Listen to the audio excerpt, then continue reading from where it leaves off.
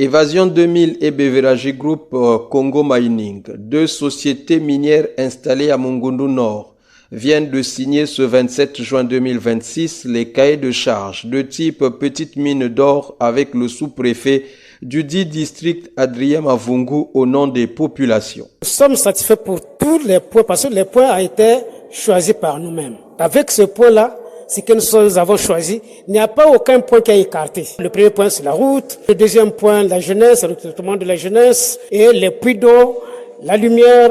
Vraiment, ça c'est bon. Ce que nous cherchons dans un coin, c'est ce qu'on veut, le développement dans un pays comme le Congo. Depuis leur installation, le torchon brûlait entre les populations locales et ces sociétés. Le premier accusant le second de détruire les forêts, de polluer les rivières et de ne pas faire bénéficier aux populations riveraines les retombées de cette exploitation minière. C'est donc chose faite. Vous savez que la nuit portant conseil, nous sommes revenus, étant entendu que les choses se sont améliorées. Nous sommes revenus et cette fois-ci a été la bonne. Les eaux, effectivement, sont polluées, les forêts détruites, mais telles que nous avons échangé, on a eu des réponses très précises et que nous sommes rassurés que tout se fera dans le cadre légal. Lors de la première tentative de signature des mêmes cahiers de charges, il y a quelques mois de cela, les deux parties s'étaient séparées dos à dos. Qu'est-ce qui a changé depuis lors? En matière d'environnement, il faut que ces sociétés puissent réhabiliter les sites qu'ils détruisent, qu'ils doivent remettre en l'état. C'est surtout cela, parce que le chef de l'État est très rattaché à la protection de l'environnement. Avec le Fonds bleu, avec les Bassins du Congo, vous savez que Monsieur le Président de la République est le chantre de la protection de l'environnement. Donc, nous avons voulu que la protection de l'environnement soit en priorité prise en compte par ces sociétés.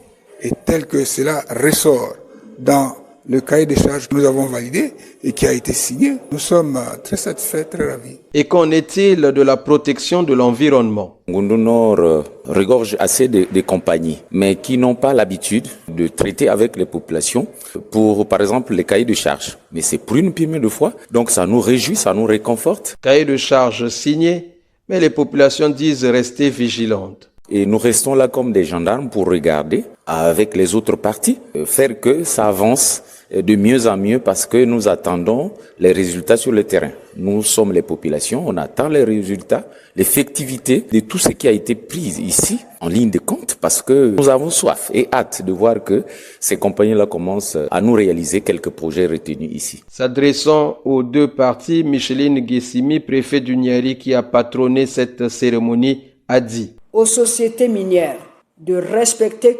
scrupuleusement les engagements librement souscrits, aux populations riveraines de privilégier les voies légales de recours en cas de difficulté ou de différend, plutôt que de céder à des actes justice privée ou à toute forme de perturbation. Pour le préfet, le respect de ces cahiers de charges sera source de croissance économique, levier de développement local, de paix sociale et de progrès collectif, a-t-elle conclu.